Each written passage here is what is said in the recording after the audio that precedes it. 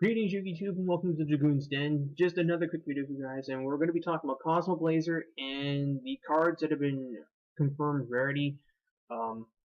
Overall, it seems that Konami has kind of wisened up from Abyss Rising, where all of the really good cards were secrets, and therefore Mermails were like a $300 deck.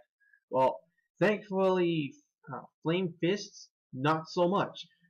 First, for the Noble Secret Rares, we got Mermail Abyssleed, Pyrorex, Diamond Dire Wolf, Spellbook of the Master, Noble Knight Medraut, Bonfire Colossus, Mystic Fairy, Elfuria, and Kickfire. Of these, the most notable secret rares are Diamond Dire Wolf and Spellbook of the Master. They are really good cards. Master makes Prophecies so much better, so of course it's a secret rare because every great card in Prophecies has to be absurdly expensive. I really like Prophecies, but my god, that deck is just so expensive, and it shouldn't have to be. But anyway, Diamond Dire Wolf is almost an extra deck staple. Pyrorex, nobody's really playing it. Mermail Abyssleed, nobody's really playing it. Noble Knight Medraut, Noble Knight's now become an actual deck, and the other cards are of not very much concern. Like, I don't particularly think they're that great. Especially Elfuria. This card is just weird. You reveal one wind monster in your hand, and then until like your opponent's next end phase, neither player can exceed some monsters with rank that's different from its own level. So you reveal a level 3 wound monster. All your opponent can do, well, all either player can do is summon rank 3. Weird. Then for the ultras, notably you've got Brotherhood of the Fire Fist Bear, Brotherhood of the Fire Fist Tiger King, Lightning Chidori, which is known as Lightning Plover, Breakthrough Skill, Mermail Abyssteus, and Artorigus, King of the Noble Knights. Bear as an ultra, I can live with that. It certainly beats having him being a secret rare. Same for Tiger King. I thought he was going to be a secret. I thought Chidori was going to be a secret. It's not. Breakthrough Skill is, of course, something I mentioned before.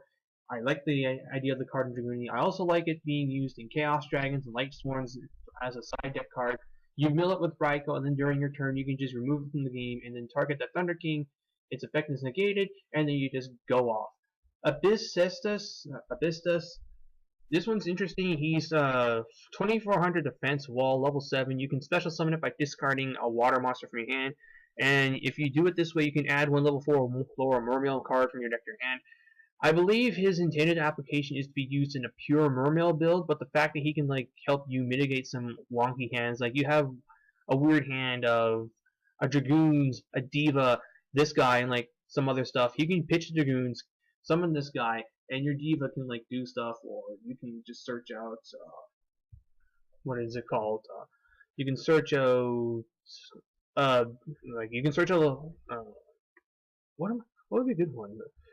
Like you could search out Abyss Pike through his own effect, and then a Dragoons can search out something, or you could discard an Abyss Gun to special summon him, and Abyss Gun would special summon another Mermail from the graveyard to the field. So yeah, he has some very interesting applications. I'm curious to see how it'll turn out. And then you've got Artorigus, who is, yeah, Noble Knights just become more playable. Medraut, we saw on Konami's webpage, he's kind of crazy, and yeah.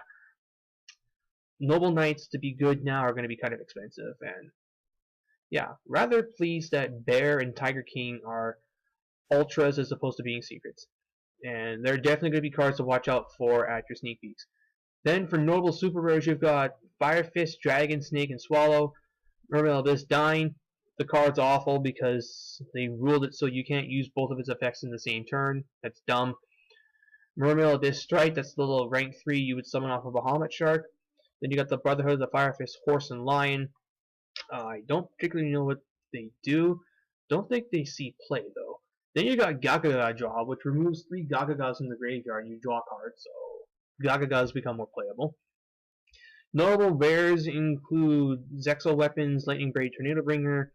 You've got Heraldic Beast cards, like the Heraldic Beast cards that make the deck more playable. They're rare.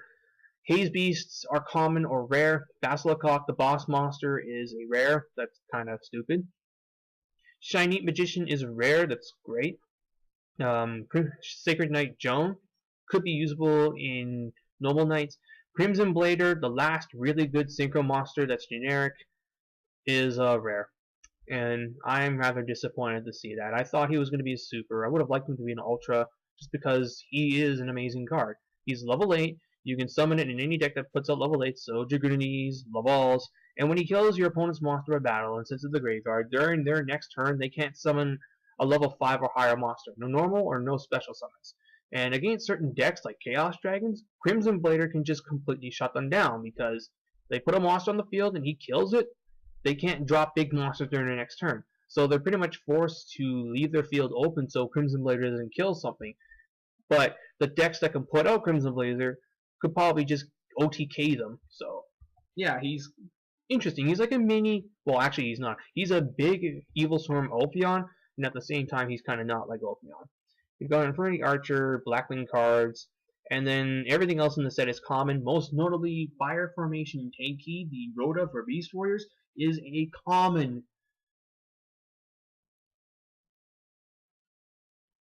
I can't believe this. I seriously thought Tenki was going to be a super, ultra, or even a secret because, you know, last set, Abyss Rising, they made all the great cards secret rare, but no! Fire Formation Tenki is a common. Fire Fists are arguably a budget deck. Like, they're really good, and yet they're also cheap. Compared to, say, Mermail Atlanteans or Prophecy, which are retardedly expensive. No. Fire Fists are going to be easy to build, so you can expect to see a lot of these. Apparently, Konami thinks that Fire Fists are the easy to pilot deck that novice players will take a liking to, much like Blackwings were a couple formats back. I don't know if I really agree with this, but at the same time, though, I definitely like the fact that Tenki will probably be very easy to pick up at sneak peeks. You can get 3 Tenkies, pick up a bear, and now you've got your Fire Fist engine for certain decks like Tenki Glads or Constellars. So all in all, I definitely like what they've done with Cosmo Blazer. If I can, I'm definitely going to try and go to this one of the sneak peeks and see if I can pick up some Tenkies, pick up Mermail Abysstrite. It's, yeah, overall, I have no problems with what they've done. This is a considerable improvement over Abyss Rising, and let's hope that they continue to do this when we get to Lord of the Tactile Galaxy. And what I'm hoping is that Harpy's Channeler doesn't be a secret rare, that most of the Phantom Beast crafts are rare to super, so on and so on. Tell me, guys, what you think about Cosmo Blazer. Do you think it's a better set than the last one, even when you take rarity out of the equation? All in all, we're going to be getting some new decks. We're going to be getting Fire Fist. We're going to be getting Haze Beasts. And Prophecy gets a little bit better and a little more expensive at the same time. Thank you all for watching. Until next time, stay frosty.